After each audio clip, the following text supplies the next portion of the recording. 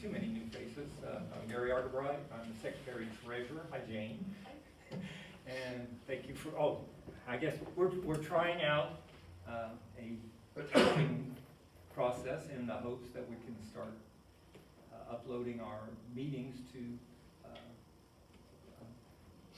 I can't even think of it. YouTube. I couldn't think of it. I got too many other things I'm trying to make sure I remember. So, because we keep getting asked by former members who've moved out of state and people who have trouble driving after dark, if there's some way we could write up a synopsis of every meeting, which is almost going to be impossible. And so I've been fishing with this idea with Walter here. And Walter has been experimenting, and I think he's onto something that's going to really work for us. And if it does, we'll set up a YouTube page, and we'll make sure everybody's aware of it. And that way, if you fell asleep when I was talking, you can catch up on what you might have missed. Now, Jeb has an announcement that he would like to make. And a very brief one, sir, so don't worry. So go for it. Okay. Step up here so Thank you you. can be included. They're nice and brief. I want to first say that on Thursday, November 10th, the Pickaway County Historical Society annual meeting will be taking place. And if anyone wants to go to that, I encourage everyone to do so. Check on the Pickaway County Historical Society Facebook page for the particulars.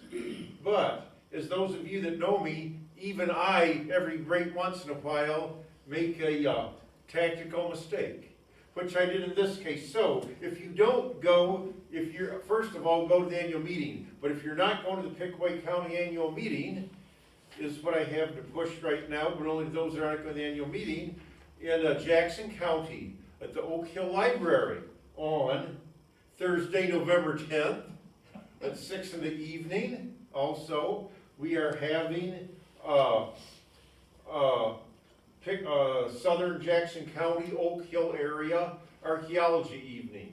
So all are welcome, and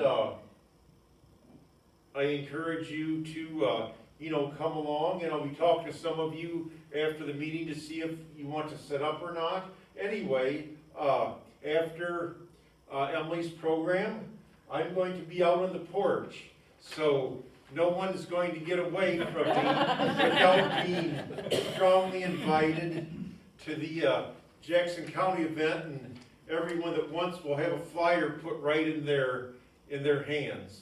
And Or in your back pocket as you're walking. And thank you very much.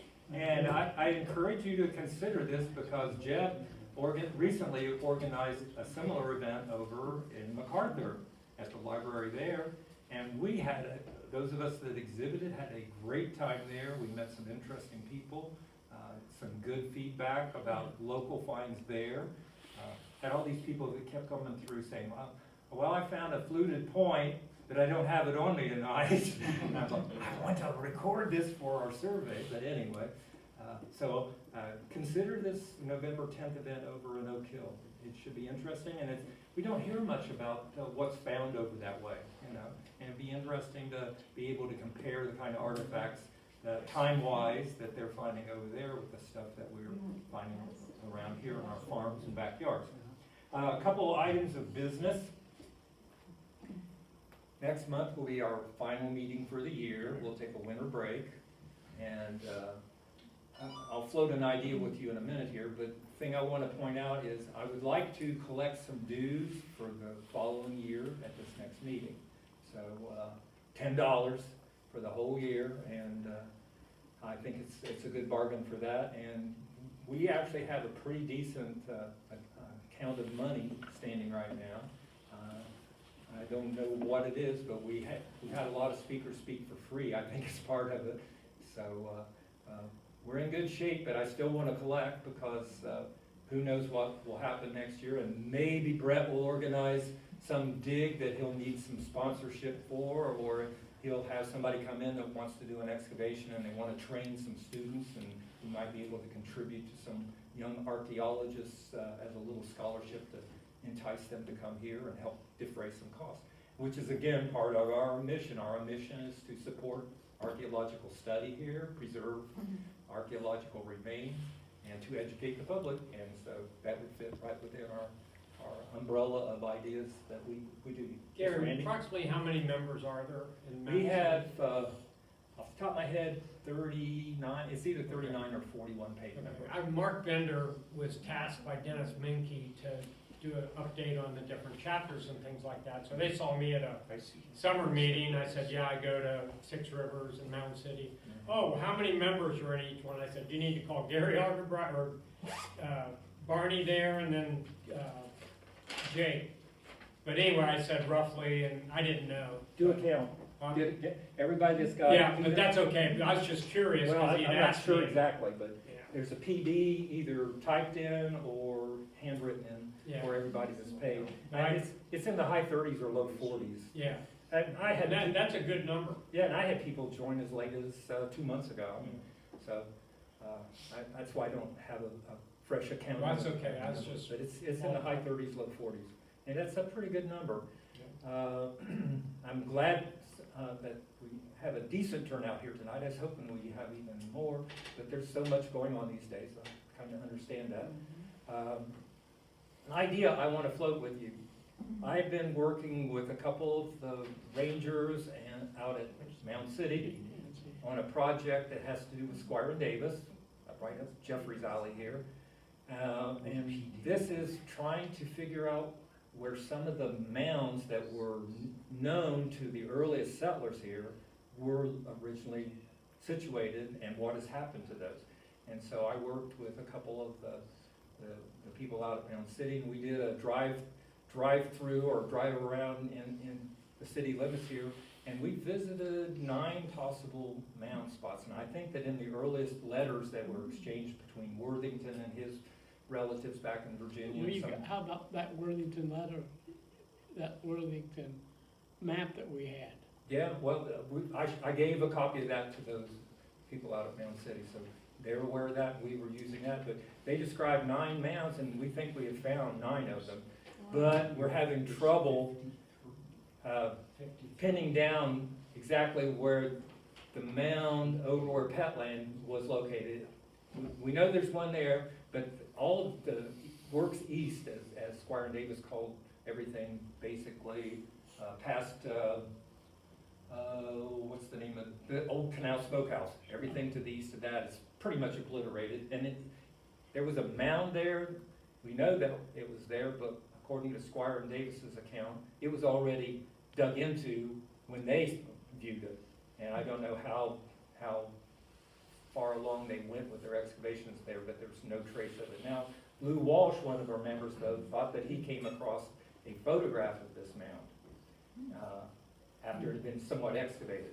And so we're still trying to verify that. But anyway, I have 2 mound projects that I'm doing. One is cloth found in mounds, and the other is these 9 mounds. And I'm tempted, I don't like to write and publish, that's not my thing. But what I would like to do is create a PowerPoint for it and have it there and present it to you guys, let you learn with me, and maybe you can add to what I'm finding. But I'd like to combine the 2. There are 5 mounds we know of in Ross County that had cloth remains in them. And some of those are pretty spectacular, including some of what we have on display up on the 2nd floor here. So I'd like to talk about that, and maybe you have read something that I haven't read, and you can add to that. And then I'd like to talk to you about these 9 mounds and put it together in a PowerPoint. My only caveat is, I don't know yet, but Joe Gingrich over at OU is organizing an excavation at Smith Mountain in Virginia, and it starts sometime in November, and he's asked me to go along and help there. And I don't know the date, but as long as it doesn't conflict, I'm going to start putting this PowerPoint together. And if it conflicts, then we're going to have to find something else, Barney. So maybe Barney's going to put one together. So anyway, enough said here. Next month I'll start collecting dues, and if you forget, it's no big deal, but it's not like we're broke. But again, we're banking money. It doesn't earn any interest, but it's there in case we need to use it for a project. And when's the next meeting after that? The second Tuesday of November. Yeah, but after that. Then the next one will be in March. be the second Tuesday in March. All right. With that said, we want to welcome our speaker, Emily Uldrich, who is a local person, sort of. She spent a lot of time in her older high school days coming to Chillicothe with her mom, and she lives down outside of Portsmouth. And she's the curator, educator at the Southern Ohio Museum and Cultural Center.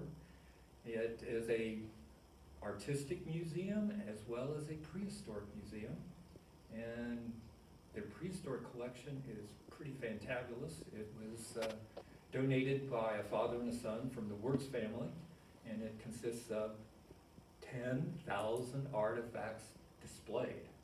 So if you've not had the chance to go down there and you want to see 10,000 artifacts at one time, they are there, believe me. And some beautiful artifacts, and it's a very special collection. So keep that in mind for future little trips, day trips to fill your time. But tonight, Emily's going to be talking about the Portsmouth works and kind of compare it with the works here in Chillicothe. And I want you to give a big hand.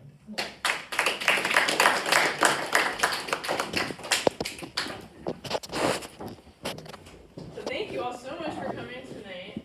I'm going to give you a little background about how I ended up at the museum. So I started at the museum in 2014, and when I started there, I knew absolutely nothing about prehistoric Native American artifacts. So it's my job at the museum to give tours.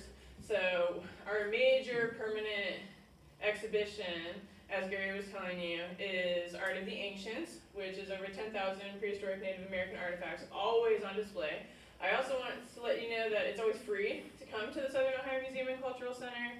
We're open Tuesday through Friday from 10 in the morning until 5 in the evening, and we are also open on Saturdays from 1 to 5. We also do free group tours, so you can call up the museum anytime and schedule a tour. I would love to show you all around. But that being said, I started out and I didn't know anything. So I've been there about 9 years now, and I started learning about this just so I could tell people about it on the tours. And at first it seemed really approachable. I went and looked at the information they had at the Ohio History Connection. I'm like, oh, this is pretty straightforward. We can handle this.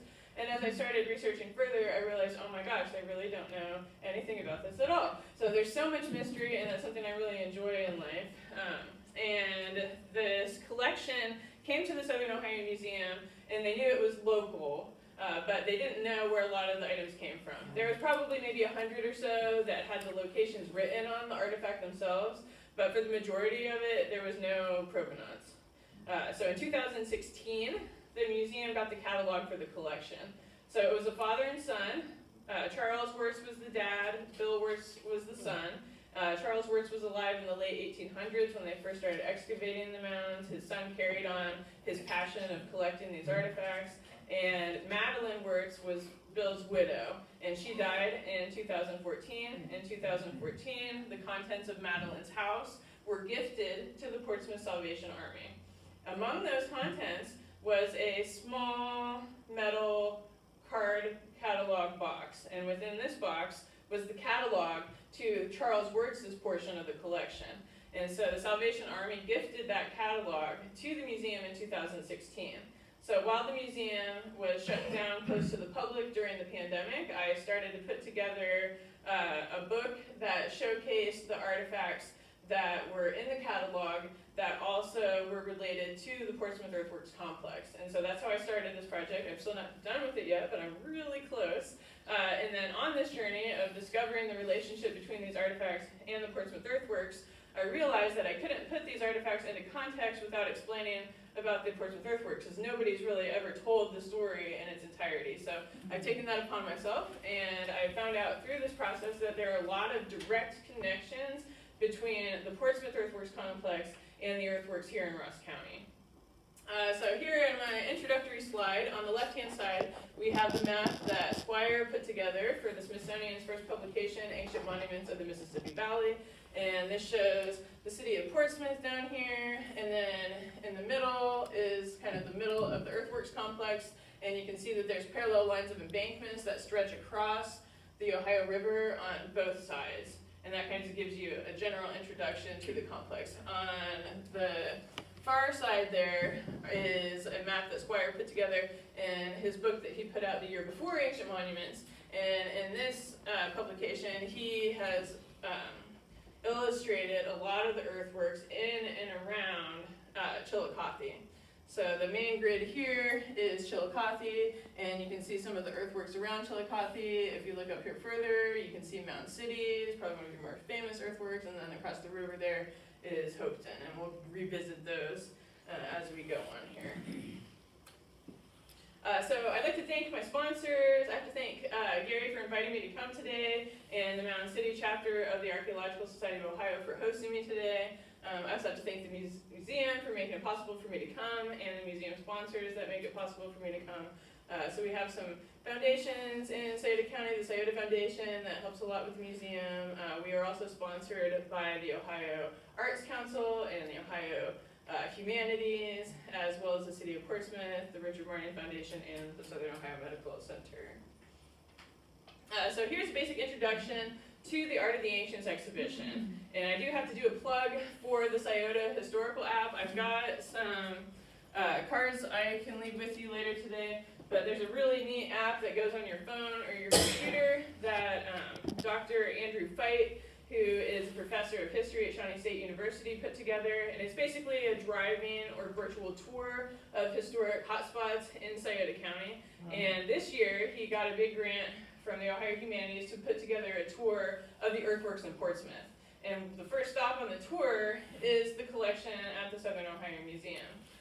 He also put together a really amazing virtual flyover of the earthworks as they would have looked 2,000 years ago. If I was real smart, I would have brought that with me, but I didn't. But I do encourage you to check it out because Herb Rowe, who is actually a graduate of Portsmouth High School, put together this rendering, and it's just amazing. It shows you what we think that the earthworks looked like around 2,000 years ago. So you can always come and check out the Art of the Ancients exhibition. We have artifacts that date back to the Paleo-Indian period, all the way through the late prehistoric period and the Fort Ancient culture. A large portion of the collection comes from the Woodland period, peoples that we know as the Adena and the Hopewell. Yes? I have just a suggestion. Would it hurt if we moved this PowerPoint apparatus back and gave you a little bit bigger picture? Or Is it hard to see back there? I'm just wondering if we can increase that. Do you mind if I explain? No, go ahead.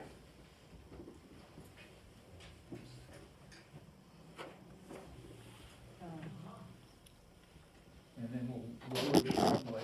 Anybody fool with Yeah, this? it's got a front button that you push. Wonderful. How's that? Good job. Yeah. I'll just refocus it a little bit. Okay. That's better. Thank you. All right. Could you tell us again exactly where it's located? So we are on Gallia Street in Portsmouth, Ohio. So it's really great because you can just take 23 right down to Portsmouth. You can stay on 23 the whole way until you get to Gallia Street, and actually probably our parking lot is easier to get to if you go on 6th Street. So you take 23 all the way to 6th Street, take a left. There's a nice parking lot in the back that's a city lot. We've got a red railing on the back and some nice posters on the back of the building so you know where you're at. And yeah, so I encourage, if you haven't come, it's really neat. So it is an art museum, so we've got rotating exhibitions of contemporary artwork, which is the majority of it. We also have some historic artwork that is important to the region, but then we also, all the time, have this permanent exhibit.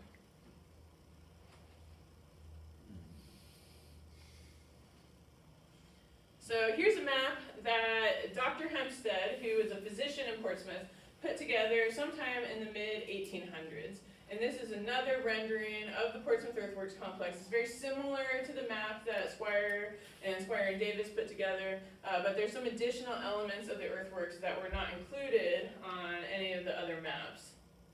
But it kind of has the same gist to it. You can kind of see the main section of the city of Portsmouth down here.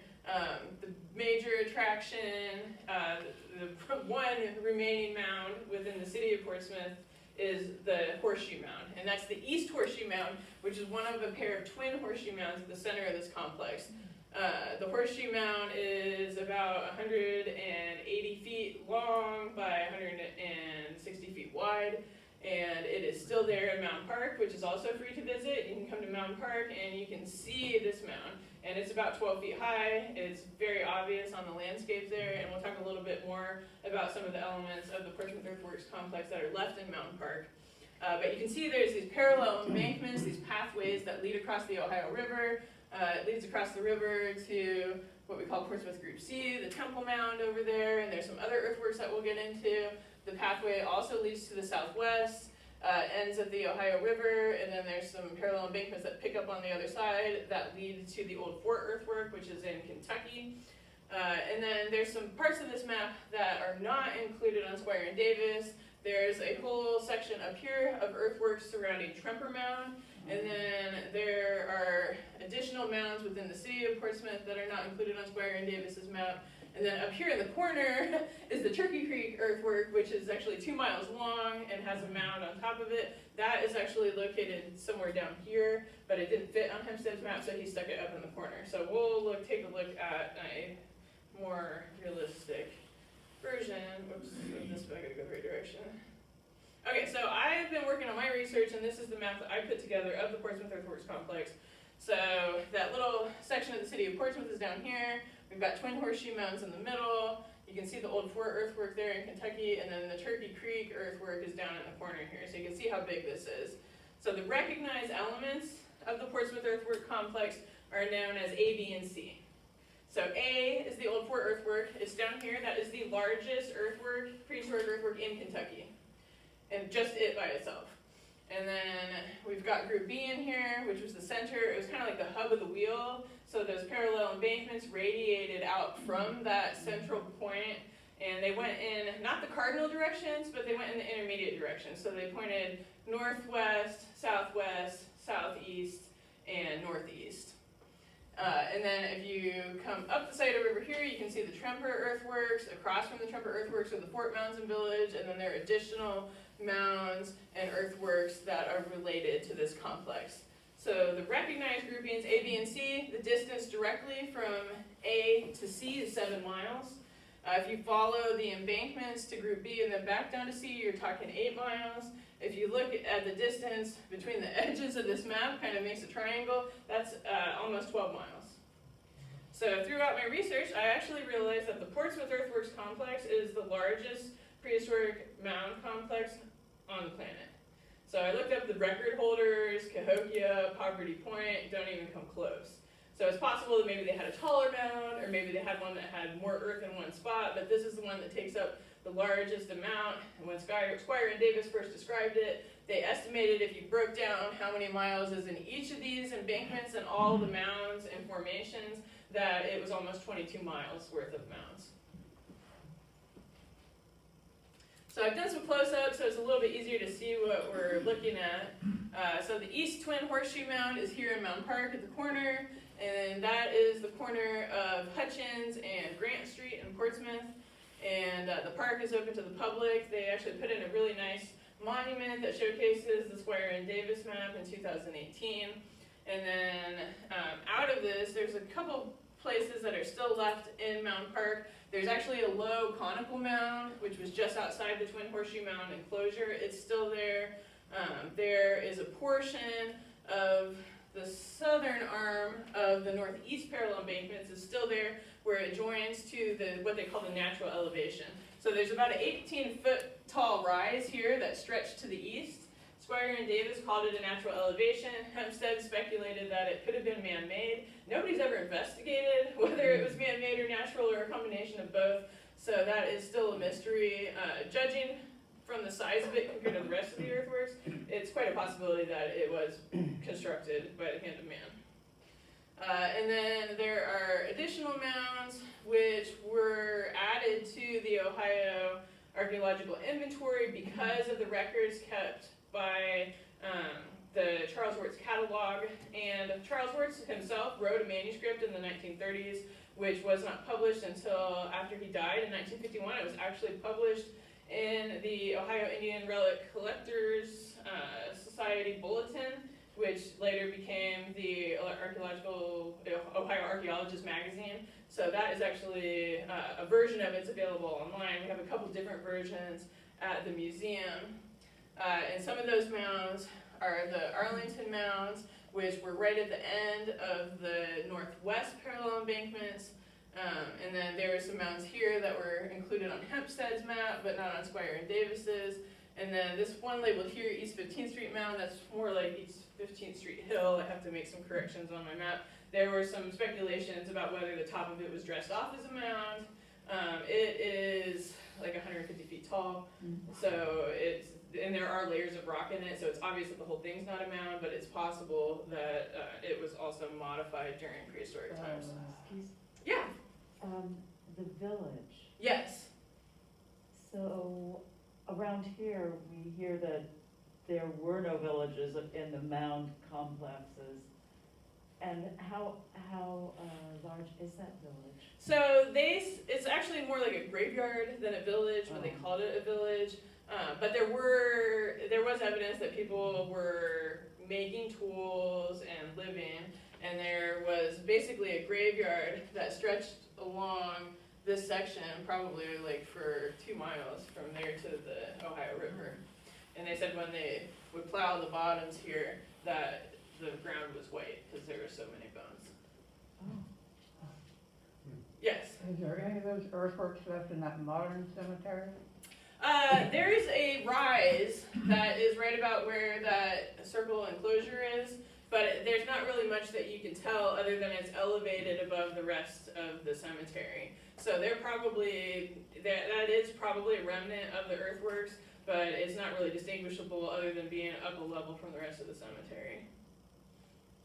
But yeah, unfortunately, within the city of Portsmouth, like the only earthworks that remain is maybe this little rise here, and then the elements in Mountain Park, and the rest of it was developed during the construction of the city. But Charles Wertz was also had a construction company and was into real estate. So as they developed the hilltop area of Portsmouth, he collected the artifacts that they found when they dug foundations and basements for these homes. So that's where a lot of the material that's in the Southern Ohio Museum Wertz collection comes from the construction of Portsmouth. So we are really blessed. Like, it's unfortunate that they tore up the mounds, but at the same time, at least Charles Wertz had the foresight that this material would be important to the people in Portsmouth. And then I also have to give credit to him because in 1926, he donated his portion of the collection to the city of Portsmouth to be put on display for free for the public. So that portion of the collection was actually housed in the Portsmouth Public Library until the 1960s. And that's when the catalog was created. The catalog was actually made in 1948 by a woman named Aurelia Huxall. She had a master's degree in archaeology, and she cataloged the collection when it was at the library. So Charles Wertz went and he put in the cases, he had certain objects labeled, and she went in and made a numbering system, made descriptions and drawings of a lot of the artifacts, and then if they knew where they came from, she recorded that in the catalog. So we are really lucky to at least have remnants of this massive earthwork. So are those artifacts now at the museum? Mm-hmm. All Yeah. Now, there are some pieces that are recorded in the catalog. Those descriptions do not match any items in the collection, so there are a number of those that are missing from the collection. We don't know exactly what happened to them or where they ended up. And then, of course, the collection had been added to by Bill Wertz. So Bill Wertz's collection is not in the catalog. He did not catalog his collection. He did write on some of the pieces where they came from, luckily, so we do know where a handful of items from Bill Wertz's collection originated. Emily, Yes. since there are so many blocks that are covered by where the earthworks go, do you have any suspicion that there might be any remnant walls left in people's backyards? I've been curious, and I had followed the parallel embankments, like the path of them to see. What's interesting is they follow a lot of the streets in town, so you can see when they first laid out the city, it was a lot easier to go beside the mound than it was to go through the mound or tear it up. But at a certain point, that became valuable property that got developed. There was a part that I thought on the high school property that was a remnant of the southwest parallel embankments, but when I talked to everybody, it actually ended up that they built it as part of the drainage system, but it was almost in the right spot, and it was probably a little too small to be that, but I thought maybe it was a remnant. But I mean, it's possible. I haven't been all over the entire city to like know exactly what's in everybody's backyard. So I mean, there's potential underneath Portsmouth, like if houses get demolished and torn down, that there's a lot more left underneath. And then in the bottoms, we're at the conjunction of the Ohio and Scioto rivers, so like seasonal flooding, spring and fall, multiple times the river still comes in and covers things up. And I think that in the bottomland, there's probably a massive amount of archaeology that could be done in the future. So here's a map of the remnants of Mound Park. So you can see the East Twin Horseshoe Mound there. And then this was put together when they did the Cultural Resource Management Survey for Mound Park. They put in some walking paths and some new lighting and some upgrades to the park. And when they did that, the city was responsible enough to hire an archaeological firm to come in and kind of look at where the earthworks were and to try and avoid them. The red lines on top of it are my lines, I made those, but they think the archaeologists found this curving ridge, which was the outer portion of the enclosure that housed those twin horseshoe mounds. So this probable mound is a for sure mound because it is on all of the maps. It's on the Spire and Davis map, it's on some other historic maps that we have, and it's still there. It's fairly low rise, maybe 3 or 4 feet tall at this point. Charles Wertz reported it as being about 8 feet tall back in the 1930s. So it has kind of sunk down over the years, but there's 2 trees growing up out of it at this point, but it's pretty obvious when you're in the landscape. So this portion of the wall is gone. This smaller horseshoe, there was a number of horseshoes in the complex, is gone. This upper portion of the northeast parallel embankments is gone. Most of this is gone. You can see the tennis courts on that side. But this part here is really obvious in the topographic map. You can see where this connects and kind of makes a little path up to what they call the natural elevation. So that portion is still there in Mound Park. Oops. Didn't the city discover a bunch of artifacts when they removed Yes. the playscape? That's on your picture? No, it's not my picture. Oh, That well, was later, so that was 2020. This, the playscape is there, which well, is this no was a longer playground that's no longer there. there. Yeah, I don't know, because they put that playground together in the 80s. okay. It's my understanding that, Yes. that they removed that recently, Mm-hmm. and when they did that, there were a number of artifacts that were found? Yeah.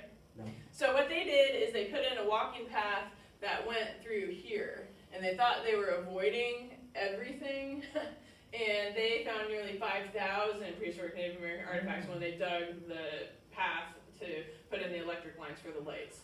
And those are now in the OHC collection. They said the majority of those were Hopewell flint bladelets, and those they consider to be diagnostic of the Hopewell people. The archaeologists that put that report together said that they found only Middle Woodland period artifacts and that they didn't find anything that came earlier or later that was prehistoric. They did find some historic period artifacts, but they said the prehistoric artifacts were all localized to Hopewell culture. And I think I've got some pictures in here in a minute of some of those artifacts. So here's a picture from ground level of the horseshoe mound. So this is looking toward the west at the sunset, and you can see how high it is. That fence that's around the mound is 3 feet tall, so you can see how high the mound is above the fence. So it's a pretty massive earthwork in itself, and it's just a very small element of the entire complex. So on the left here, we've got some other mounds that were part of the Portsmouth Earthworks complex. The Lawson Mound was to the east of Mound Park. It is no longer there. It was supposed to be 35 feet high, and they did find some artifacts that are in the museum collection in the Lawson Mound. Some of the most interesting artifacts that came out of the Lawson Mound were 2 woven baskets. So they said when they were digging this mound, they were able to take some off the top, and then the mound was so hard they had to bring in dynamite and blow it up.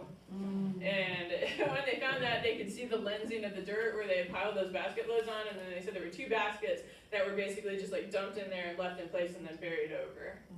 But those probably fell apart as soon as they were trying to remove them. And then on the far side is what we call the Heinisch Mound.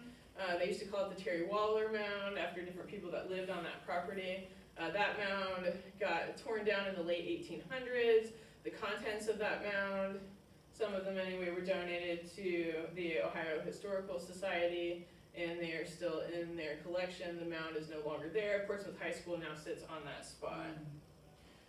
So if we look at the map here, so here's the Horseshoe Mound at Mound Park. You can see Lawson Mound, and then if you come down the southwest parallel embankments, they start to curve. You can see where the streets, like that street was kind of built along the mounds, and then this street, Gallia Street, is real crooked because it followed the path of the embankments, but the Heinrich Mound was just south of those parallel embankments. Emily? Yes. I might be a little bit slow, but Sure. are we talking about Adena or Hopewell mounds? So, I think it gets a little muddy, because there's conical mounds that are associated with this complex, so it could be argued that those were earlier mounds and that they were Adena. I think within the archaeological community at this point, there's a bit of argument about whether Adena is even a separate culture from Hopewell, and there's certainly a continuity that can be seen between the types of artifacts that the Adena people had and the types of artifacts that the Hopewell people had. So I couldn't tell you whether they were built by different cultures or when they were built. There are not a lot of radiocarbon dates that go along with the majority of the Portsmouth Earthworks complex, and none that have to do with Group B. So I don't know, it could be argued, I guess, that the conical mounds are earlier mounds before the more geometric, linear earthworks, but I think that's purely speculative at this point. Yes? Brett may want to add something, I'll put him on the spot here. Sure, sure. But before I turn him loose, we have in our collection a couple of artifacts on display from the Caldwell Mound. Yes. And the Caldwell Mound has a classic Hopewell blade made of Burlington chert, assuming the spectrometer is going to verify that. It's about 8 1/4 inches long, the thickness of 2 credit cards lying on top of each other. Can you imagine Wow. NASA 16 to splint an inch. that is 1/8 of an inch thick without snapping it? But anyhow, Tim Eberhard did a lot of work there and on trying to bring up to light the story of this mound in modern times. And basically, it seems to have been constructed during late Adena times, but yet it has Hopewell artifacts in it. And let's see if Brett has anything to add to this perplexing. Where is it on the map there? What It's, are the, it's a Ross County mound. Oh, okay, Like the Ross okay, County now. okay, not there, okay. And, I mean, there was a period in the 1st century AD when Adena people became Hopewell people. Some Adena people became Hopewell people. And, you know, the most famous Adena artifact of all time, the Adena pipe from the Adena mound, the guy's wearing Hopewell ear spools. So, you know, this sharp line that archaeologists often draw is not a sharp line. I think of all the Adena and Hopewell, they're not even different groups of people.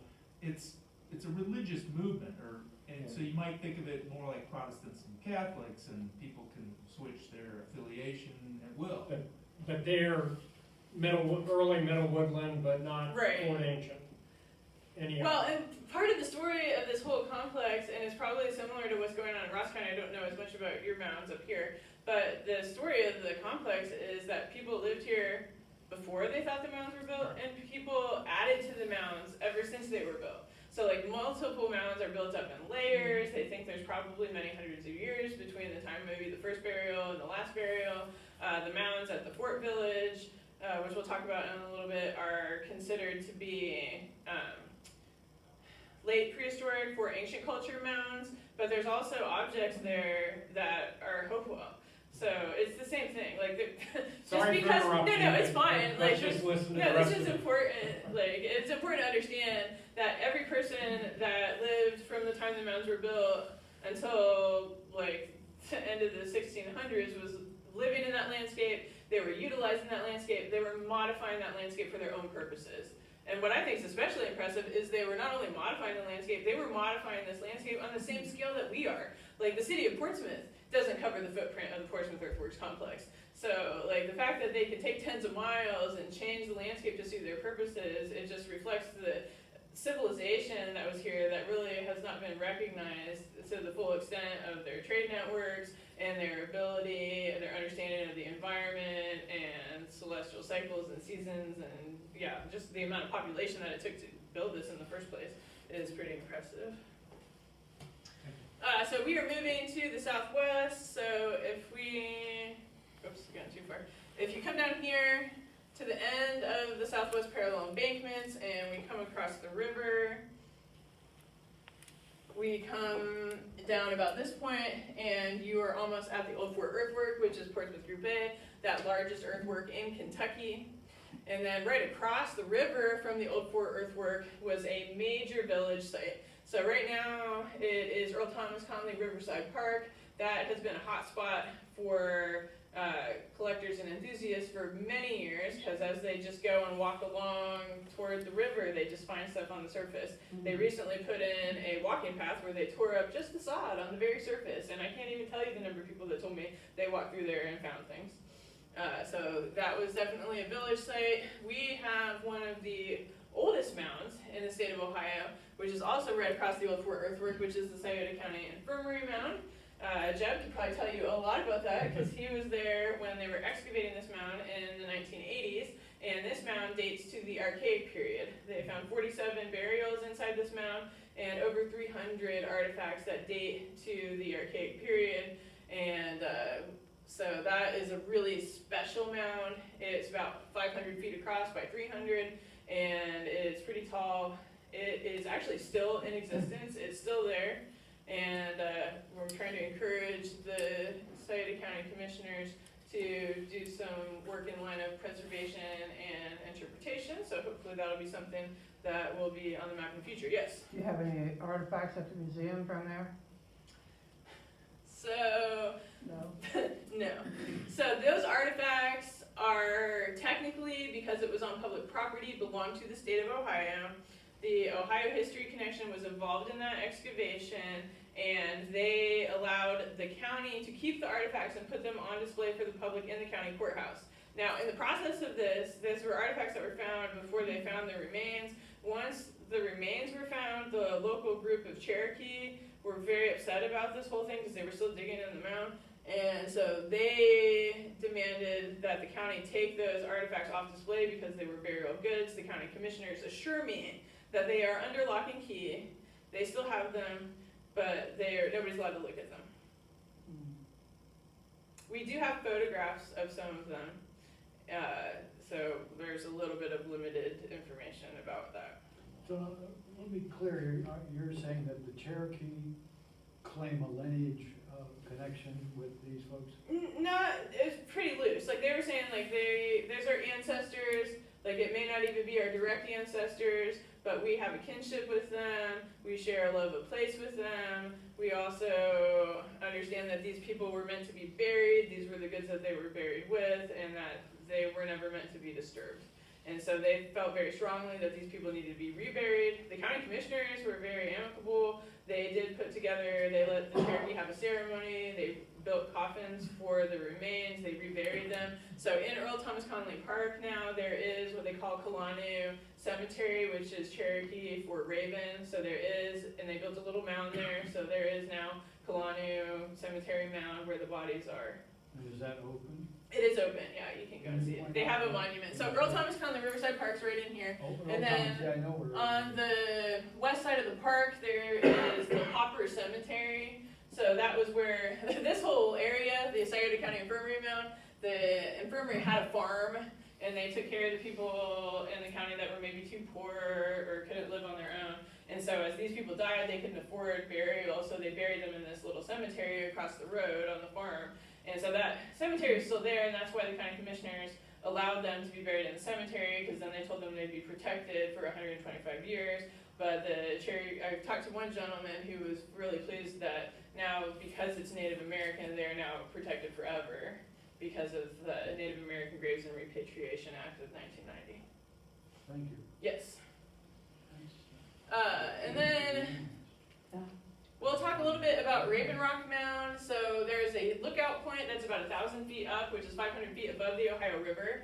And just behind that lookout point at the crest of the hill was the Raven Rock Stone Cairn. And so this was different than the other mounds in the Portsmouth Earthworks complex. It was built up of rocks that you could probably fit in your hand, and it was about 18 feet tall, and they said the top of it was leveled off with earth, and that it was burnt like it was a signal fire area. But they did do a informal excavation of it, and they found some skeletons and artifacts. We do have some artifacts from the Raven Rock Mound in the museum collection, which we'll talk about a little bit later. So you can see the Turkey Creek earthwork here. It's really big, 2 miles long. That is arguably a natural formation, just a ridge of land that was created because of the way that the river floods. So it's about 25 feet above the rest of the surface. But on top of the Turkey Creek embankment is the Turkey Creek Mound, which was another 6 feet tall and had a diameter of almost 200 feet. And in addition to that, there were 2 semicircular indentations into the embankment, which were also about 200 feet in diameter. And those are suspected to be man-made. So this is a drone photograph that Eli Allen, who is a local historian in Scioto County and a photographer, took of the sunset around the 4th of July this year over the Turkey Creek embankment. So you can kind of see the shadow ridge that goes along in the field there, and that is the Turkey Creek embankment. So here are some photographs of what's left of the old Fort Earthwork, Portsmouth Group A. So there's actually a decent portion of the old Fort Earthwork that is still here today in South Portsmouth, Kentucky. Now this earthwork is on private property, so you're not allowed to go and look at it, but I got lucky enough to be on an archaeologist tour in 2021 and was able to get some photographs. So you can see there's a car here. These are people. This is the south wall of what they call the Grand Square. So there's an 800 foot by 800 foot approximately square enclosure, 25 foot tall walls, that was the center of Portsmouth Group A. And it's comparable to the enclosure around Mound City, was the central portion of this earthwork. And so you can see the remnants of it. The one on the right was a recreation of a WPA photograph that my sister-in-law, Lacey Davis, took for the book I'm writing. And you can kind of see this is a gateway in the southwest corner, the west corner, I should say, of the earthwork there. So if you go in the other direction, there are parallel embankments that come from Group B, and on the spider map, they go straight across the river. But there are aerial photographs of the embankments. These are a mile long, coming from the Temple Mound, Portsmouth Group C, so we know exactly where those are. So the maps show the other embankments on the Ohio side directly across from them. And there have been some studies. William Romaine, who is an archaeologist, had done some calculations, and if the parallel embankments followed this pathway, they are in alignment with the summer solstice sunrise. But in addition, so the Temple Mound, Portsmouth Group C is not there anymore. They think that was bulldozed in the 1930s. The guy had cattle running on there, and people always want to come look at his mound, and they'd leave his gate open, the cows would get loose. So he got sick of all that and took a dozer and just destroyed the whole thing. So it's not there. It's never really, I guess they did excavate some of it at some point, but there's not much records as far as that goes. The Biggs Mound, Portsmouth Group D, is still in existence. It is, yes? I think it's amazing how the river cuts like right through the path of the wall. What's up with that? I know, it's very bizarre. But what is sort of interesting is right here, where this crosses, is a low spot in the river. So the river's a lot deeper now. They put in the locks and dam. So like it used to be more shallow. It used to freeze in the winter. We don't see that happening anymore. But there's a big sandbar that's actually full of fossils and things, which is pretty well known to geologists in the area. And this would have been a low water crossing spot where they could have easily come across the river there. Now I'm not so sure about moving from Group B to Group A. Maybe that was a spot that was also, that the mouth of the Scioto River is moved east from where it used to be. So I don't know if at one point in time that was also a low water crossing area or if that was just a spot where they take a boat across or wade through the river if they could, I don't know. But I do know that from Group B to C along the southeast parallel embankments was a low water crossing spot. And then there are additional mounds. The Fullerton Mounds and Village, those are considered to be late prehistoric. Those were excavated in 1927, salvage excavation. William Webb from Kentucky came up and did a salvage excavation there. We do have one vessel that came from that excavation in the collection, but it is a shell-tempered pot, so we think that it's from the late prehistoric period for ancient culture. And then down here is, at one point in time, a very significant prehistoric spot, because on the list of Scioto County spots, it's number 2. And that was the Pixley's Grove Earthworks. None of those earthworks are there anymore. There's actually ended up being 6 ring circle enclosures, ranging anywhere from about 50 to 150 feet in diameter. And some of them had mounds in the middle, some of them didn't. One of them had a 8-foot by 8-foot square tabletop mound in the middle. So is Tanner also known as Hardin? Yeah, Tanner's Hardin Village. So in the Wertz collection, the artifacts have Tanner written on them, so I try to be consistent. And actually, Tanner Village is an older term that was also used by Olaf Proofer to describe It's just a society. different landowner. Yeah. So yeah, later it's Hardin. But what gets confusing is that I found out that there was a mound at the Hardin Village, but in Kentucky they call Group C the Hardin Mound. So when I said the Hardin Mound, everybody thought I was talking about this mound, and it wasn't. So I had to kind of rename it to the older name so that it wasn't as confusing. Attempted to be anyway. And then what was kind of cool, there is not open to the public, but at the Memorial Burial Park, there was a description in the Charles Wertz manuscript of a potential prehistoric mound that was at whatever southeast corner in the burial park. So I went over there one day and I asked him if I could look around, and then I went out right wherever Charles Wertz had, and like, whoop, there's a big old mound. So I don't know, it's kind of narrow and elliptical, so I don't know how much of it might have been modified over the years.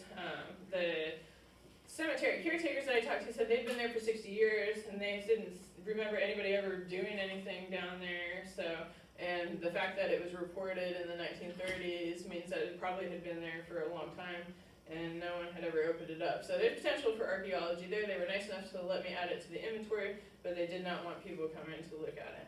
Two quick questions. Yes. Any trace of the hexagon or octagon? Not that we know of. Just on GSB Hempstead's map? It was on Hempstead's map, but then there was also a The guy second map, right? named Galbraith, who, it was published in the Ohio Archaeologist in 1956 by a guy named Edwards, who had discovered this 1800s map at a business, I think in Kentucky. But he had made a map of the earthworks. It really didn't show any of the embankments, but what it did show was the octagon enclosure. And so we do have documentation, well, and it's either a hexagon or an octagon, because I think that Galbraith made it an octagon and Hempstead called it a hexagon. And so like the corners could have been rounded off. We don't know exactly what shape it was. And then the Jim King Mound was excavated in 1938, 1939 by the Works Progress Administration. And it is no longer in existence, but it was a tall, 25-foot tall mound, and they found all kinds of wonderful things in it. And we've got some of those in the museum collection as well. The WPA also excavated the Biggs Mound. Yes, they did. And that stuff is at the University of Kentucky. Which they were in the process of moving their collection. They're trying to divest from the collection. So I don't know what's going to end up happening there. The Biggs Mound is, there's one little controversial bit about it, was that they found prehistoric corn in the ditch. Oh, neat. I had a conversation with the guy who wrote the report on the Biggs Mound back in the 60s. Yeah. He's a professor emeritus at the University of Washington, and he was assigned by his professor as an undergraduate to write that report for the Biggs Mound, which is the only record of the excavations that were done. And so he was like surprised that anybody even thought about that at all, or considered it. You know, he sent me a copy of the original report. stuff was dug up by the WPA and then just stayed at the University of Kentucky for decades before he, was assigned to go and look at it. So, Right. Well, very little attention has been paid to any of this. Yeah. Yeah. But yeah, there's a lot. I mean, it'd be really great to have access to those collections and see what they really have there and what came out of the mound. And then I know there was another guy, Stuart Nealis, also had at one point done some work there in, I think, 2014. But then he said that he had lost his radiocarbon dates and stuff. I was hoping to be able to put that in the book, but unfortunately was not able to do that.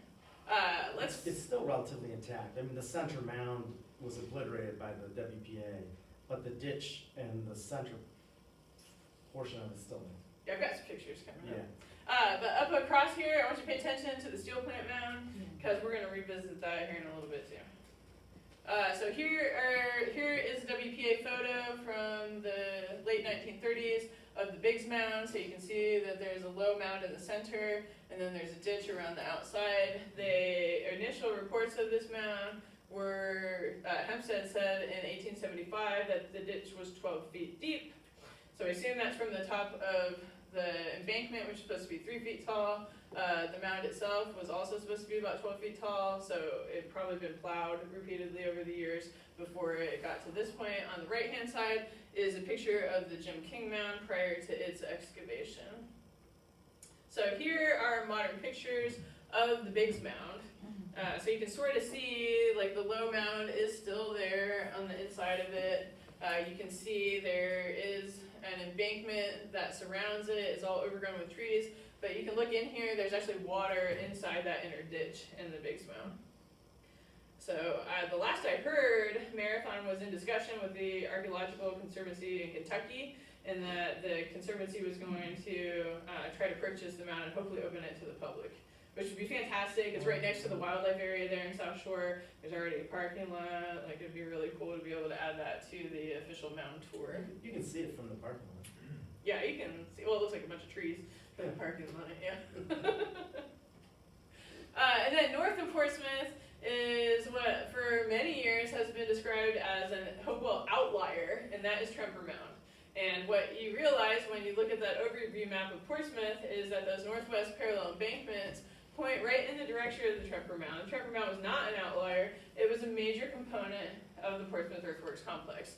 And on Hempstead's map, he also illustrates additional earthworks that are in the area. We do know that the Biggs earthwork was located approximately where it is on this map. That one was kind of similar to the Biggs Mound in Kentucky, except for this one is on the Ohio side. And it also had a ditch and embankment and conical mound in the middle. Moorhead excavated this mound, I want to say 1897. And they didn't find anything in it except for some charcoal in the center of the mound. So we can see the Tremper Mound. It is still in existence. Ark of Appalachia purchased the Tremper Mound a few years ago. They've got about 650 acres surrounding it. They are planning on opening it to the public sometime next year. So we are all very excited about that. They're also going to have some hiking trails up into the hills around it, and eventually even have access to the side of the river so people can canoe down the river. But the mound, of course, is a really exciting part of it. And south of the Tremper Mound was the Tremper Village. So there are documented finds of artifacts at the Tremper Village that suggest that there was a habitation site just south of the Tremper Mound. And we do have artifacts in the museum collection that came from the Tremper Village. So we don't know where these other two earthworks are. There was also reported by Hempstead an oval enclosure, and then also a 400 foot by 400 foot square enclosure with gateways to the north, south, east, and west. They said that when they excavated the Ohio and Erie Canal, which went right down that line there where the road is, that at the corner of that Tremper Square, they found horse carts loads of mica sheets. Large, like 2 foot by 2 foot mica sheets.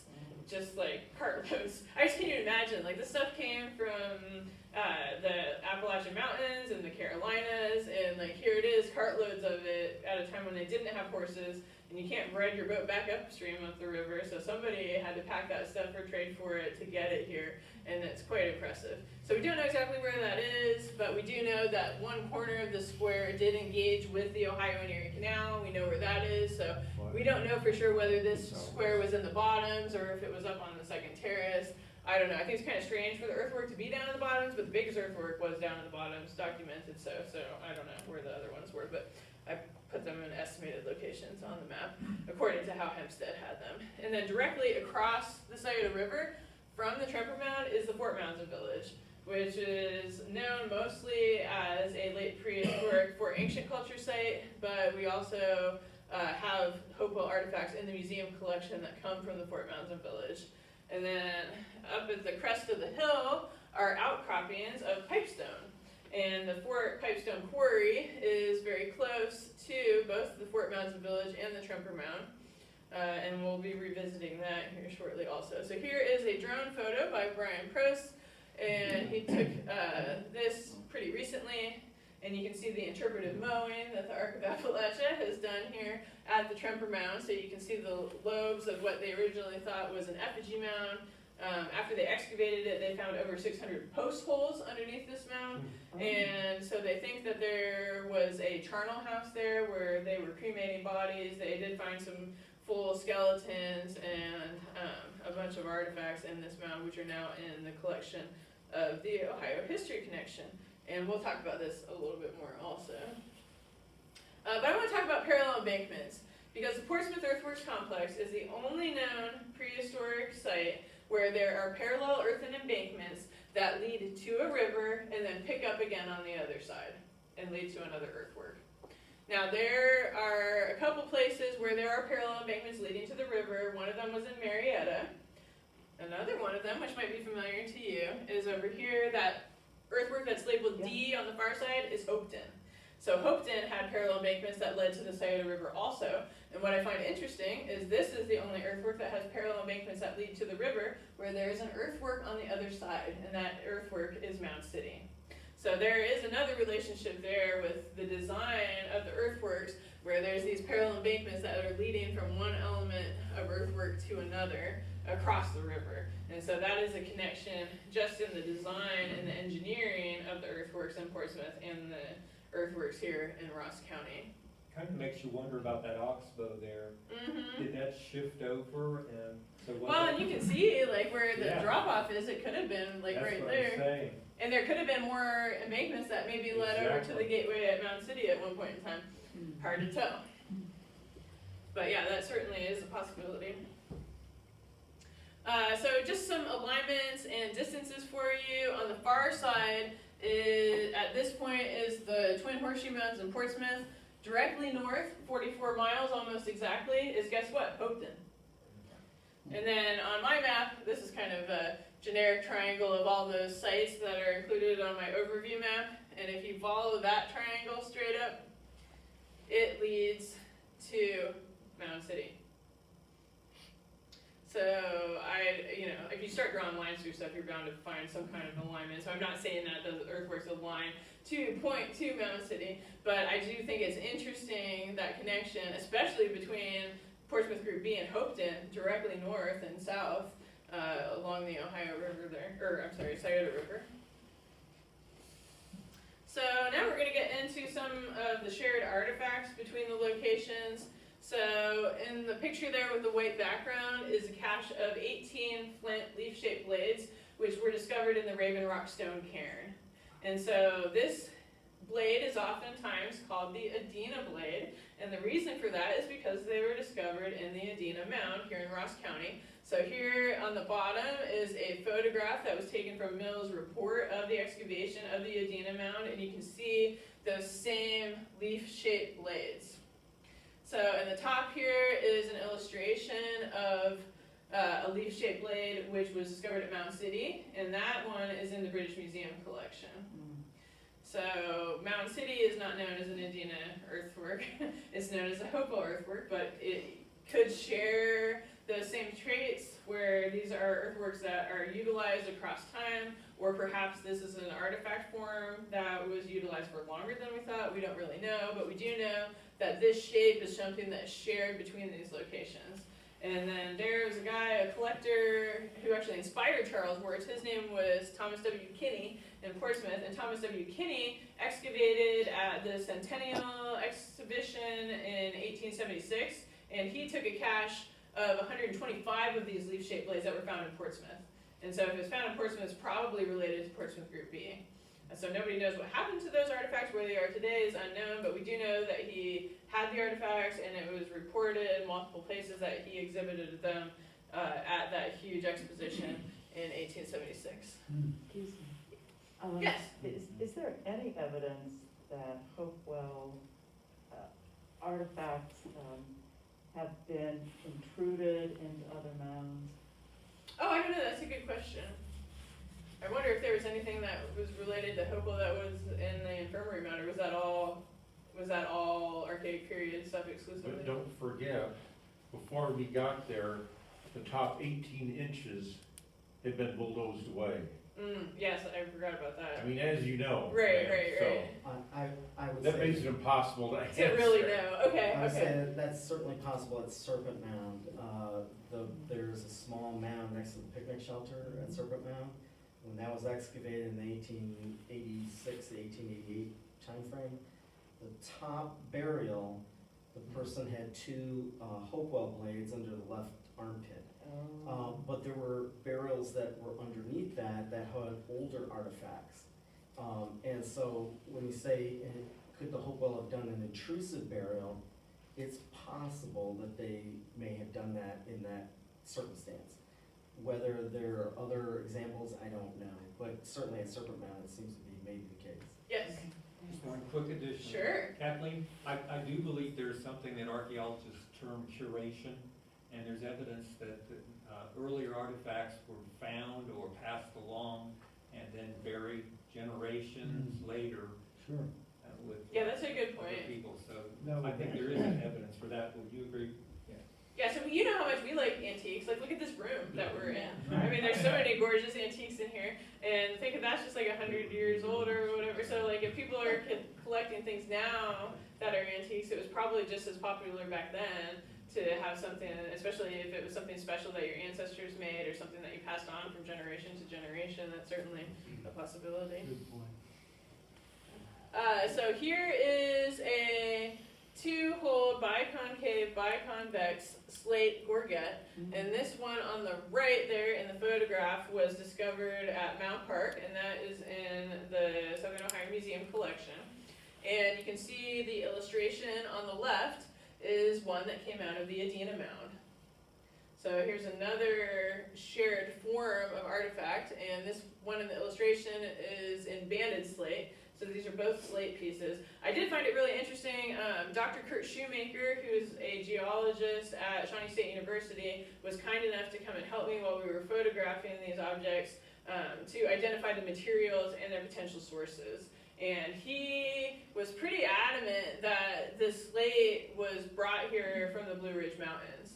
So we talked about how there was slate in the that was brought down from the glaciers and then maybe left in the cames from the glaciers, or maybe slate that traveled down the stream beds. But he was saying it's such a fragile material that just the process of the glacier moving it is going to destroy most of what is big enough to work into these pieces. And then he was also pointing out that the quality of slate in the Blue Ridge Mountains is above the grade that you find up north, and that he felt pretty strongly that this material was brought here from those same locations that they brought the mica and some of the copper from the southern Appalachian Mountains.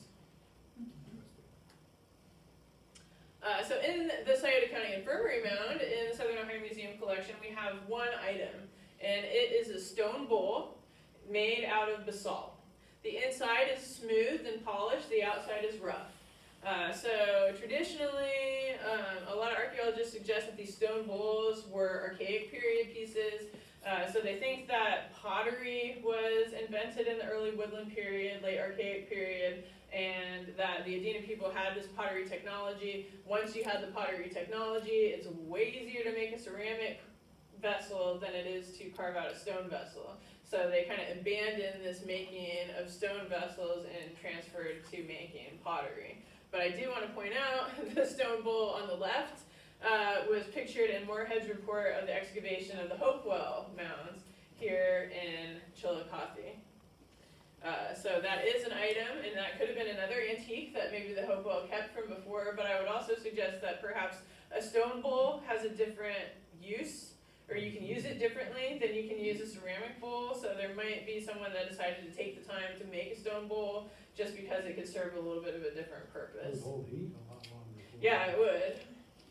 Well, and you can grind things up in a stone bowl that would break your pottery pretty easily, so yeah, I think it could be arguable that maybe the bowl is from the Woodland period, we don't know.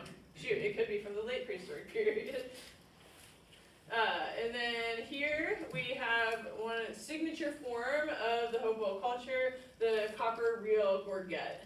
So the picture on the left is a copper reel gorget that came out of the Hopewell Earthwork, 33 RO 27, right here in Ross County. The one on the right is a copper reel gorget that came from the Fort Mounds Village. So I was telling you the Fort Mounds Village, right across the Scioto River from Tremper Mound, considered to be a Fort Ancient culture site, late prehistoric period. Here we have a piece that the archaeologists consider to be diagnostic of the Hopewell culture. So we know that these people were living in the area, they may have contributed to the initial building of the mounds at the Fort Village, we don't know for sure.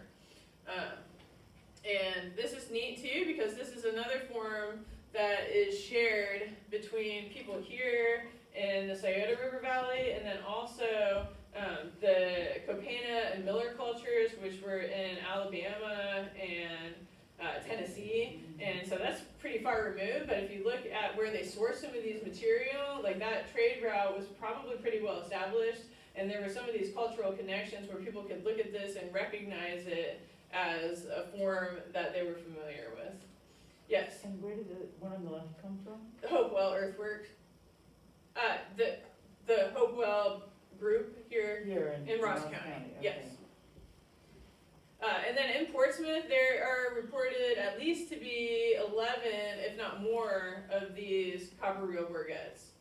So there's one that was in the Kinney collection, which is now in the Smithsonian, and it came from Portsmouth. There's another one from the Smithsonian that came from Greenup County, Kentucky. That same report of Galbraith's from the mid-1800s reported finding multiple copper reel gorgets that were smashed together in one of the mounds that was associated with Portsmouth Group A in South Portsmouth. And then there were 2 of them that were found in the Jim King Mound in Kentucky. There were 2 of them found in the Lawson Mound that was part of Group B in Portsmouth. So this, for some reason or another, was a copper form, copper ornament that was associated with these Hopewell people that built the earthwork. Are you calling them real, R-E-E-L, yes. Does that carry a use connotation? I mean, it's sort of shaped like you could Yeah. reel something up on it, and I think probably just people trying to place some type of familiarity with it, like what they could call it or name it, but I don't know that it was really used for winding thread around. Obviously there's normally 2 holes in them, so they were attached to something, so like maybe they were worn. Now they do call them gorget, so that word gorget comes from the medieval armor where you'd wear on your neck. And so I assume they probably found some gorgets that were associated with skeletal remains in that position. There were also illustrations that the Spanish explorers brought back that had shell gorgets on people's necklaces in the 1500s when they came over here. So, I mean, it could be, I don't know, it would kind of poke you in the neck if you wore it as a necklace, but I don't know, some How type of big are ornament. they? How big is the one on the left? What is it? How big is the one on the left? Yeah. I don't know. It was probably similar size to this. This one is pretty teeny tiny, but the ends are kind of broken off of it also. The one in the Smithsonian collection is a little bit bigger. It'd be more like that size. It'd make a neat headpiece. It would make a pretty cool It'd headpiece. be neat to do studies and see if there were any cloth fragments preserved on that copper. I know this one, the one that we have in the museum collection does not. I've seen both sides of it and I know it doesn't. But we do have a breastplate from the Lawson Mound and it has a piece of hide that looks like it's preserved by those copper salts. They do have the appearance that they could have been for some sort of fiber twisting. Mm-hmm. Especially the one on the left. Yes, well, the other one would too if it had. Yeah, if it was if it had intact. its ears. Good point. These are pretty thin though, right? They are thin, and copper's fairly flimsy. Yeah, I would think if you were gonna use it as like a utilitarian tool, they would have made it out of wood probably, instead of having to use this really rare copper for that kind of purpose. Yeah, they think that they're ceremonial or ornamental, so like to signify something about you, you belong to the club, or I don't know, you're an important person in the tribe or the clan. But yeah, what I kind of like about this is it's open-ended. There's a lot of mystery to it. There's things that we're just never gonna know about these people, and I don't know. I'm okay with that. Well, calling it a gorget is stretching the traditional appearance. But what is interesting is they find these at the Tremper Mound in slate. So like it's the same form in slate. And they found, I forget, it was like 3 or 5 of them in slate from the Tremper Mound. And those are kind of the same size, like that Mound Park gorget that was, what's wrong with it? Yeah, there it is. So they're kind of like this, and this was almost like that, but they had more of those branches coming off, and they looked more like the copper reel gorgets. But I think they call them gorgets because they found slate ones that had 2 holes in them. It was a lot like this, so I think they just got lumped into that category. You could see how that might force sort of a bias. Right, yeah. Did you have a question over here? Okay. Is that where we're at? Yeah. All right, so I was telling you about the excavations they did in Mound Park in 2020. These are photographs from the archaeology report. The one on the right is a photograph from the archaeology report that was submitted to the city of Portsmouth. And so you can see a handful of those thousands of Hopewell flint bladelets that were found at Mound Park. And they found all kinds of different flint, some from Flint Ridge, some they thought was from Kentucky, some they thought was from eastward Cincinnati, some they thought was from up north. So there's a lot of different types of flint that were involved. And then here on the near side, we've got objects that came out of the Liberty Earthwork, specifically out of the Harness Mound. So these are illustrated Hopewell flint bladelets that came from one of those early excavation reports. And then we've got some interesting pieces that kind of show some cultural connections between Portsmouth and the earthworks up here. So I think there is maybe a tendency to romanticize life back during the woodland period 2,000 years ago and think that everybody was living in harmony with the environment and at peace with each other. But when you get down to the reality of the situation, the evidence suggests otherwise. So we've got some human jawbones and mandibles that were discovered at the Hopewell group here in Ross County.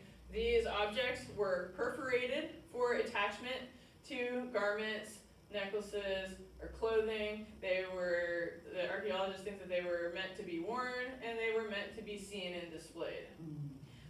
So it's possible that this is a action that is done out of veneration for the ancestors, but it seems to be more aligned with something you would do as a trophy for being a great warrior, or maybe being successful in a raid or defending yourself from attack. So this probably has a different status symbol connotation. Yes?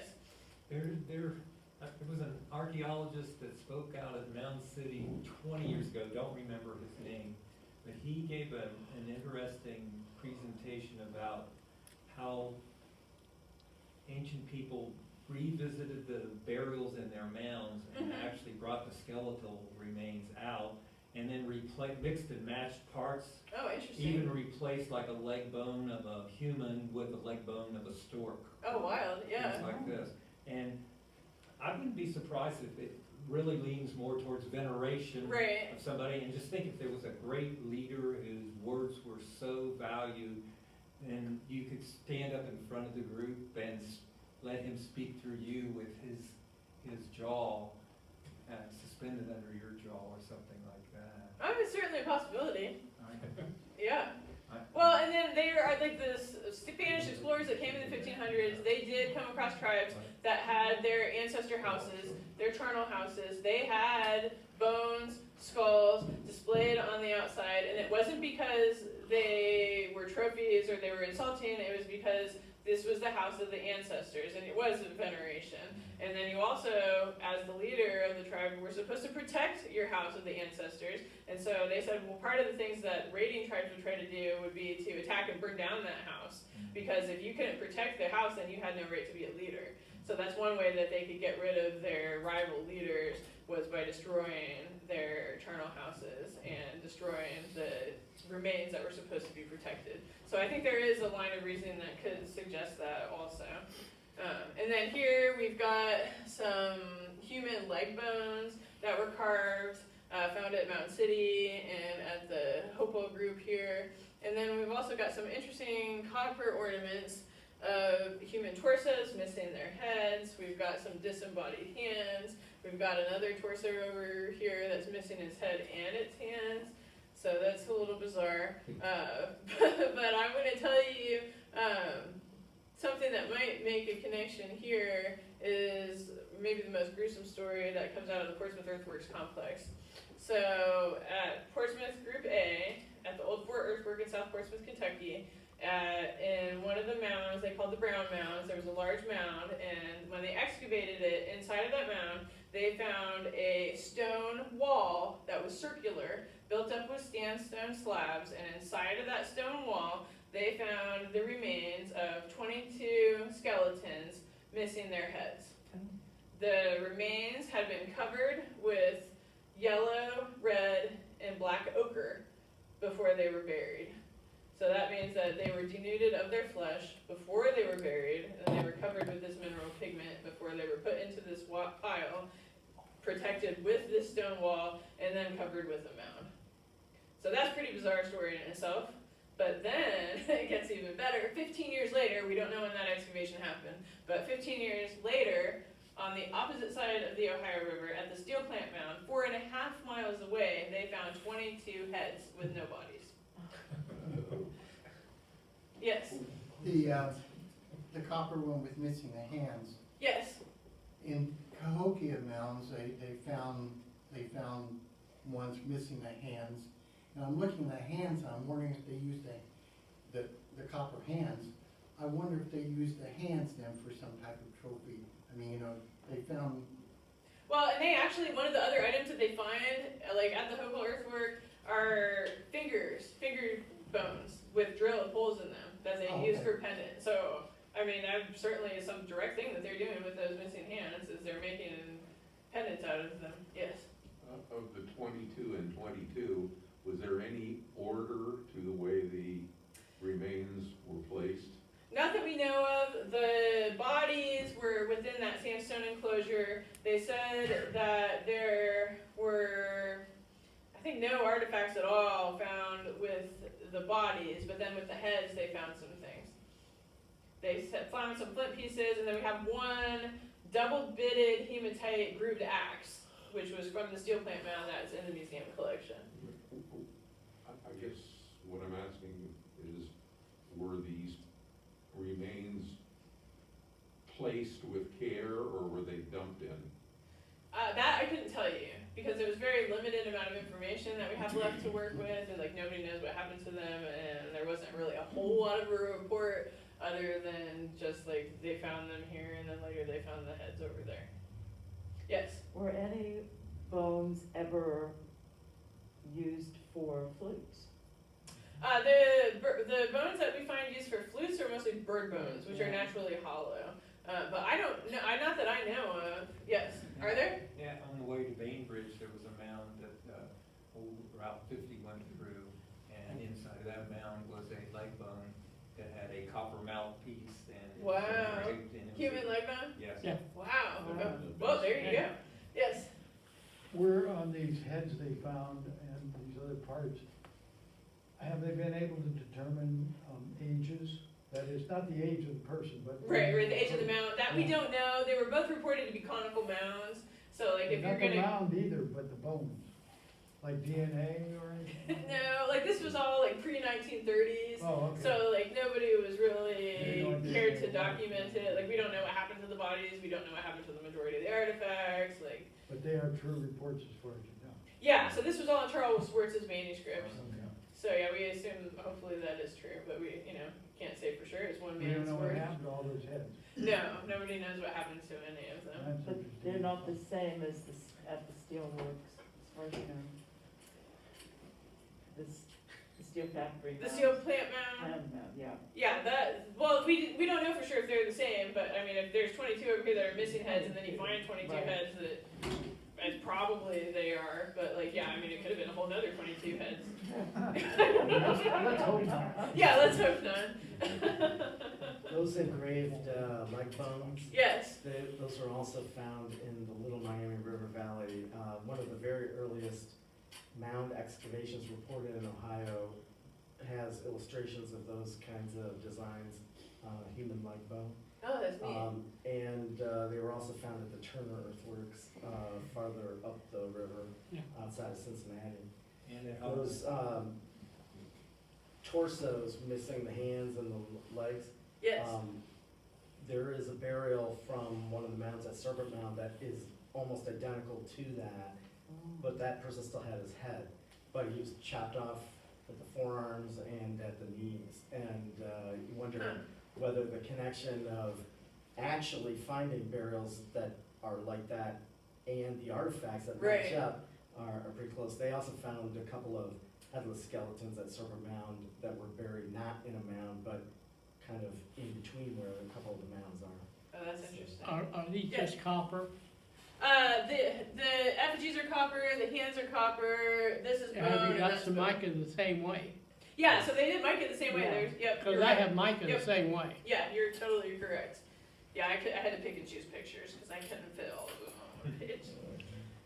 But yeah, I mean, it's all pretty interesting. Well, there's that story at Cahokia where they found four people with no heads, but they had pots for heads.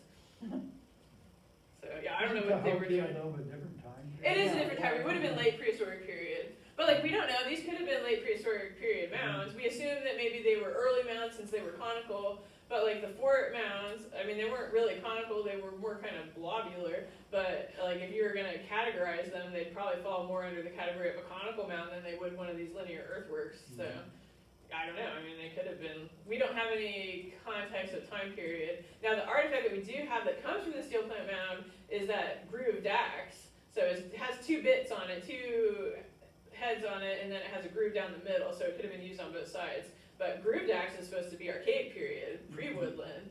So, I mean, it could have been a really early mound, or maybe it was an antique, or maybe it was something they kept making later, or I don't know.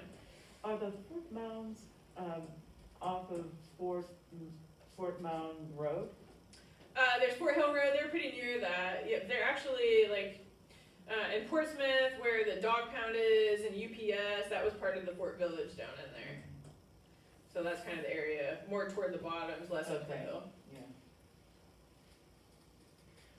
So this is just kind of another overview map, so you can see like on the satellite where these things are. So if we're looking at the Brown Mounds, where they found the 22 bodies, is here. Steel Plant Mound across the river, way over there. And we were talking about the Fort Mounds, right across the river from Tremper. So those were what we call the second terrace. They're not quite in the bottoms, but they are not above the worst flooding. And then I figured I wanted to end on a better note than our decapitated people. So we are going to talk about the most direct connection that there is between Ross County and Portsmouth. And this has to do with the effigy pipes. This is probably the most important and spectacular prehistoric Native American artifact find in the history of our country, and it comes from Ross County.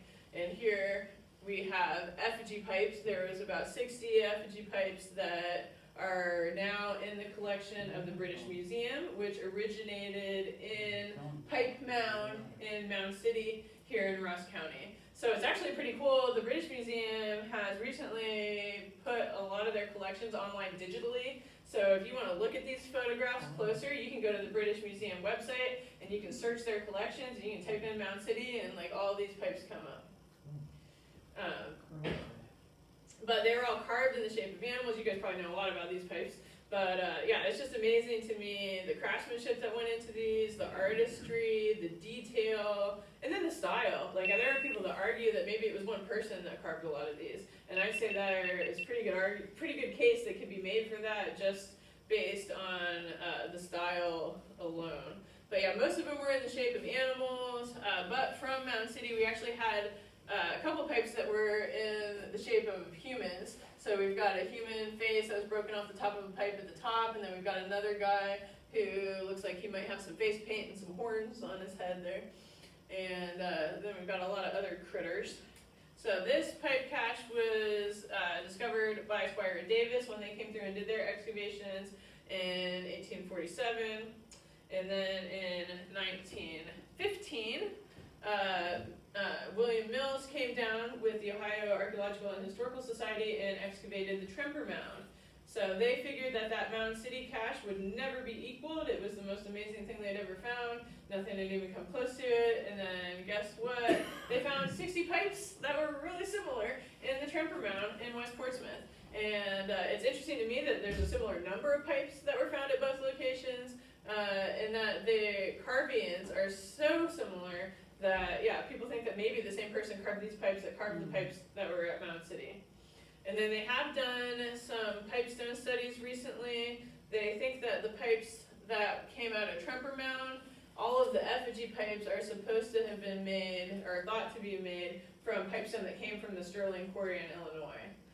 So that was a ways away. But it is interesting because you look at these are a little bit more monochromatic than when you look at the ones from Mound City. Look how bright and colorful they are. So they did a study on these pipes and they think that these ones were made out of pipestone from the Fort Quarry at Portsmouth. Yes?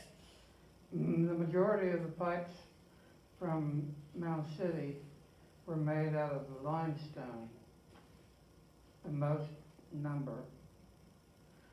common material was limestone. So if you look at these, you can see all the lighter colors. Mm-hmm. So those are But they're probably, pipestone. those are probably These lime. are all pipestones. No, they're not. If you read Emerson and colleagues' articles, you'll find that the most common material for pipes out of Mound City was limestone. And they think it was Maxville, which, Yeah, I don't know much about any of the other pipes at Mound City, but I do know that they think that the material from these came out of the Fort Pipestone Quarry in Portsmouth. And the Fort Pipestone Quarry does have a lot of variation in color. You can get gray, yellow, red, and so there's quite a variety of colors here. actually, the fjord was one of the lower stones for pipes out of Mound City. There was limestone, there was clay stone, and there was, the fjord was even lower than the clay stone. Well, you'll have to email me some I'm just studies, because the saying. ones that I read, You can but look yeah, at I'd be interested. I'll give you my card when we finish, so I'd be a interested. lure of the exotic. Right, yeah, that's the one I read. And then there was another one at the end they did, and there was a graph in there that shows you all the materials from Tremper and Mound City. And they tell you which ones were made out of what. Well, I'll double check, but I'm pretty sure that that's where I got my information. Yes, Me. yes, or yeah, I have two questions. yes. One, have there been any, I've seen these, by the way, I've been to the British Museum. Oh, have you really? Wonderful Oh, I'm so question. jealous. It's beautiful. I was stunned. I went in the door there on the left side. What? These look like Ohio. Well, they are. Oh, man. And that's so so cool. my question is there been any discussion about returning any of those? I talked to. And the second question before you go with. Okay, go ahead. What is OHC on the page? You have OHC. Yes. Ohio History And Connection. that is in Columbus? In Columbus, yes. So I did get to make a nice trip to Mound City with Jenny Richards, who is our naturalist at the Shawnee State Parks, and I talked to one of the curators there, and they did say that at one point in time they had been in contact, and you probably correct me if I'm wrong, but he told me that they'd been in contact with the British Museum and that they were not entirely against repatriating them, and that if they got their place for them to be secure at the museum, that in the future they might consider returning them. I hope that that's true. Not to Chicago. Not Chicago, Not to the here, field. to Mound City. Yeah, yeah. Columbus. Not to Columbus, but to the National Park Service at Ross County. At the, yeah. So I don't know. That's all hearsay as far as I'm concerned. But I think that would be awesome if it happened. Yes. Has there ever been any studies that can contrast these with South American pipes? The bottom, the second row from the bottom left end is about the same shape of one that I saw at Machu Picchu. Really? Yeah. That is really interesting. See, I'm not so familiar with South American pipes, so I couldn't really tell you. To this moment, I never made the connection. That would make a really interesting study, though, for sure. And they do think there's some culture that flowed, especially the corn from the south. So yeah, that is a possibility for sure. But yeah, I just think this is the neatest thing. So yeah, these ones, you can go to London to the British Museum and you can look at them. They are on display. So It's these an are expensive trip, though. yeah, it would be. You'd have to take a bus.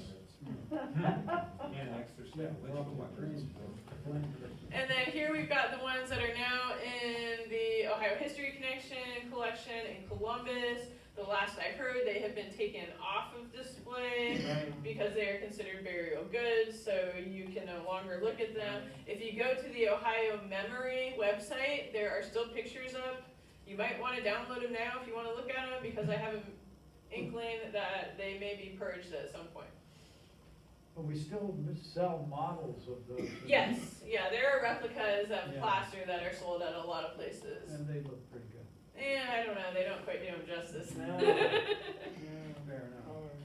But yeah, it is really neat. Yeah, it's just so impressive. So we do have some effigy pipes at the Southern Ohio Museum, but none of them are from the Trumper Mound. What we do have is a Hopewell platform pipe. So the picture of the reddish pink pipe on the far side there is from Trumper Mound. That is in the Southern Ohio Museum collection.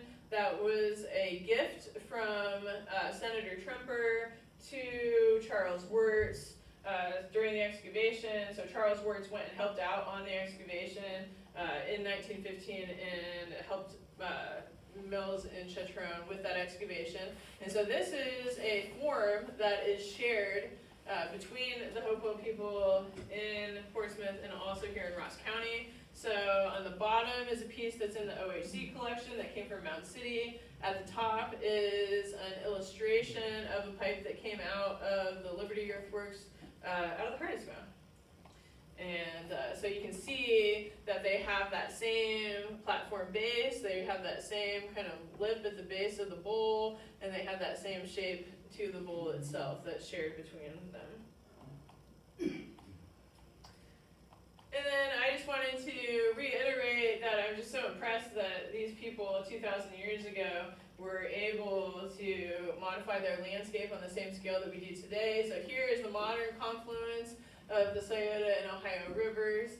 And yeah, it was just an amazing, the Scioto River Valley was such an amazing and abundant place for these people to be able to make their home for many thousands of years.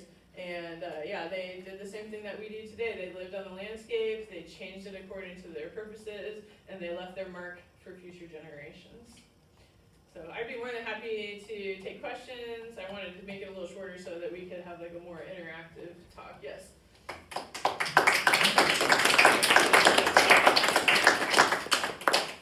Yes?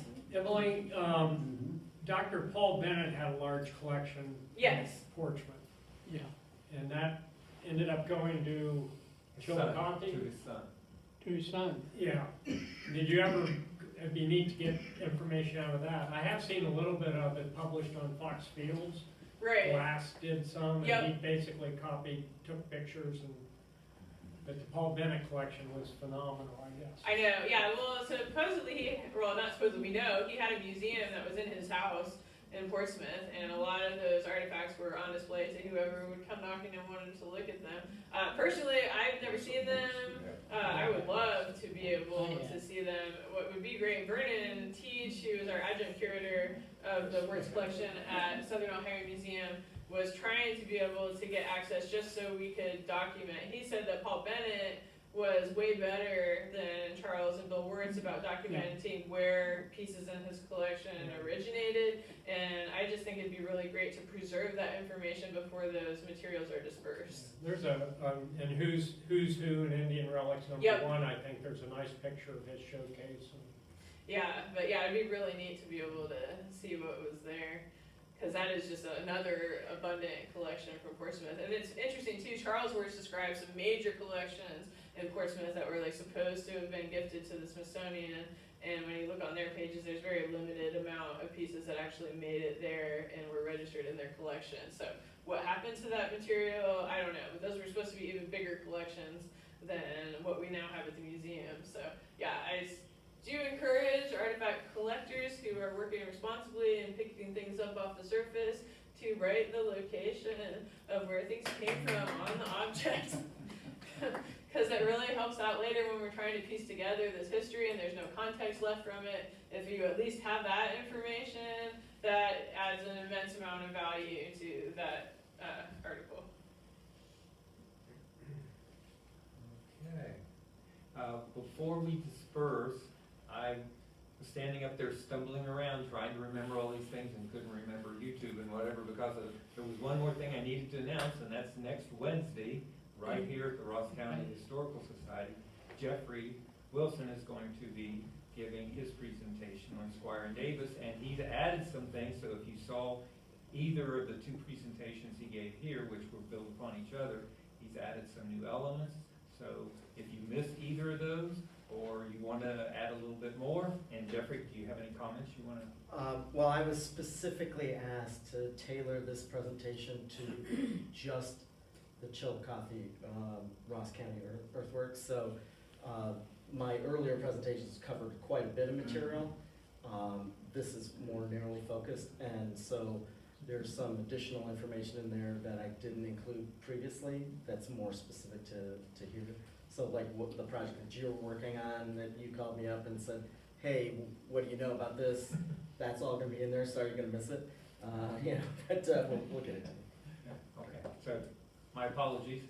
And then I do have some flyers. We have a talk coming up.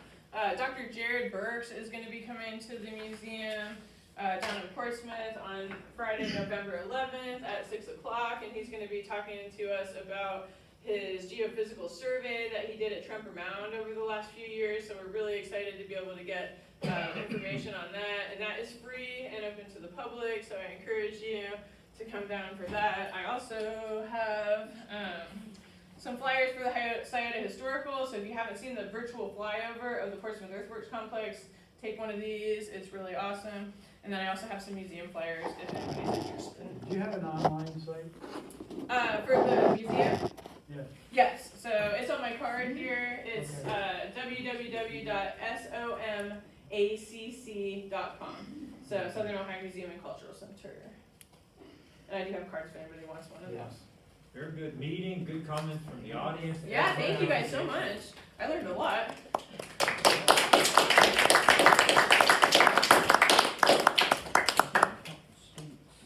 Safe travels. Yeah, especially the deer.